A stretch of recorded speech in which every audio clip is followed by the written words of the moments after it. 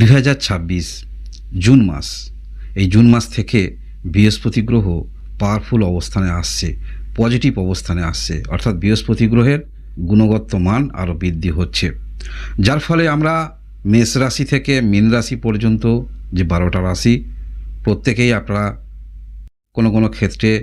ভালো ফলাফল আশা রাখতে পারেন এবং জীবনে ভালো কিছু ঘটবে সেটাও আশা রাখতে পারেন।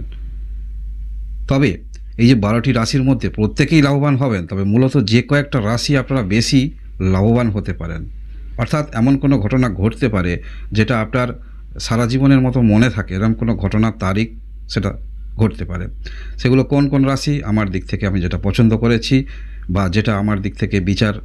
বিশ্লেষণে উঠে আসছে 12টি রাশির মধ্যে, সেটি হলো কর্কট রাশি, কর্কট লগ্নের যারা রয়েছেন, কন্যা রাশি, কন্যা লগ্নের যারা রয়েছেন, বৃশ্চিক রাশি, বৃশ্চিক লগ্নের যারা রয়েছেন, মকর রাশি অথবা মকর লগ্নে যারা রয়েছেন, মীন রাশি অথবা মীন লগ্নের যারা রয়েছেন।